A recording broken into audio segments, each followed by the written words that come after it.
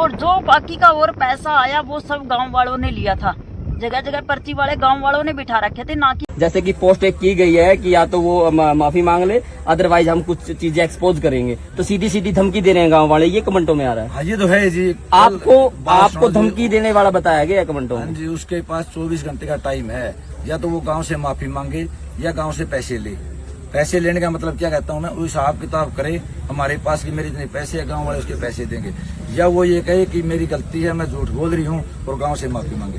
Sir जैसे कि मैं पहले ढाकल में तपस्या कर रही थी, वहाँ पे ना जाए, और जो मेरा डेरा है बामन आया। देखो हमारे पास जो भी पैसा आया था वो सिर्फ चढ़ावे वाला जो कंचननाथ के आगे चढ़ावा आया था वही पैसा आया था। वो हमने साधुओं की दक्षिणा में बांटा। साधु आए थे 6000, उनकी दक्षिणा में पैसा बंटेगा, जिसमें से मैंने 4 लाख रुपए कर्जा उठा के बांटा है, क्योंकि ये इज्जत का सवाल था। मैंने 4 लाख रुपए कर्जा उठाया, और जो बाकी का और पैसा आया वो सब गाँव वालों ने लिया था। जगह जगह पर्ची वाले गांव वालों ने बिठा रखे थे, ना कि हमारे बंदे थे। वो पर्ची वाले ढाकल गांव वालों ने बिठा रखे थे। जगह जगह वो पैसा उन्होंने ही रख लिया, सारा पैसा हमारा। हमें कोई पैसा नहीं मिला है, हमारे पास कोई सुविधा नहीं है। हम ये सोच रहे थे भी हम यहाँ इतने आते हैं तो उनको बैठने के लिए सुविधा करेंगे और करेंगे, लेकिन हमारे कर्जा सिर करके आए हैं। हम ढाकल नगरी से ना कि कुछ लेके आए हैं।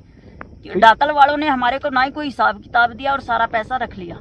जो मंत्री देके गए थे, मंत्री भी पैसा देके गए थे, वो भी ढाकल वाले गांव वालों ने रख लिया, ताकि उस पैसे पे हमारा कंचननाथ का हक था, लेकिन उन्होंने खुद रखा है सारा गांव वालों ने।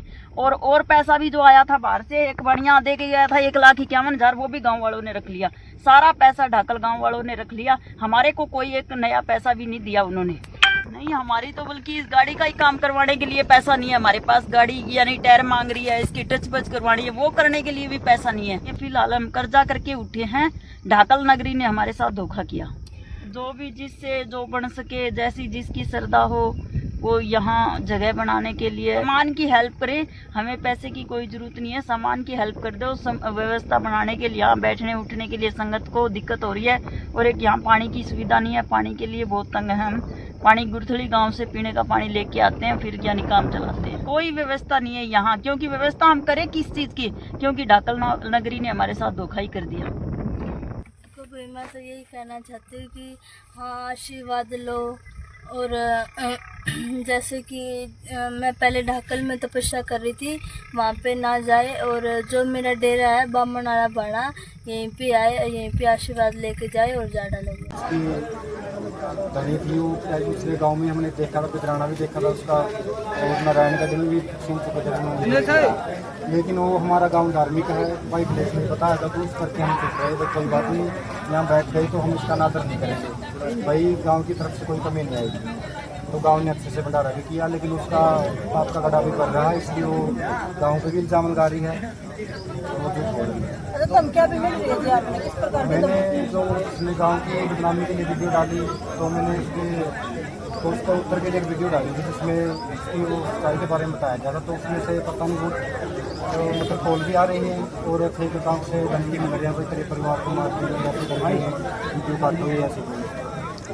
तो अगर कुछ मेरे परिवार पे या मेरे पे आँच आती है तो उसका आराधना जिम्मेवार होगी, मेरे किसी और से कोई दुश्मनी नहीं है। तो साधु जो इस प्रकार दंड दिए जा रहे हैं, आपको लगता है वो असल में साधु नहीं? साधु को ना तो पैसे से कोई मतलब होता है, ना धमकी से कोई मतलब होता है। वो तो तपस्या भी कानून जारी करते हैं। आपको जब धमकी मिली, आपने कोई कानूनी कार्रवाई की? नहीं, अभी तक मैंने कोई कार्रवाई नहीं किया। मैंने मेरे गांव के दोस्तों से, सरपंच से ये बता दिया भाई ऐसे धमकी।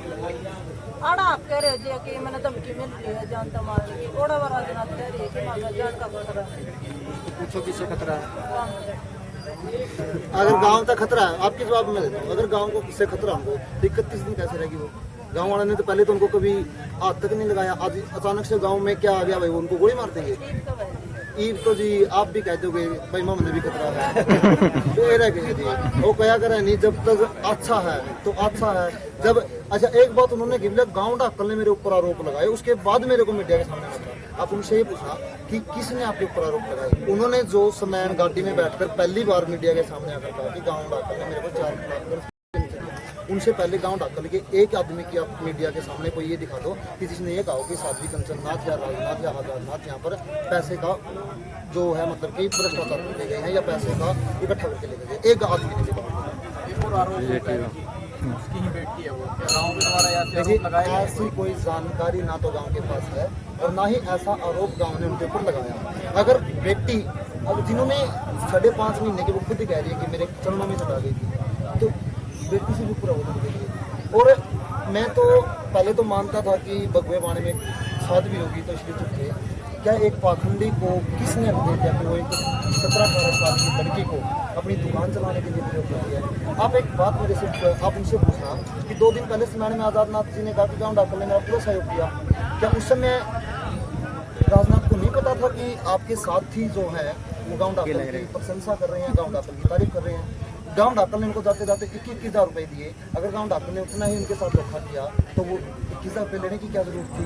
उसके साथ साथ अगर उनको गाँव डॉक्टर से इतनी ही समस्या थी तो अगले दिन वो फिर कलश यात्रा निकालने क्यों आई?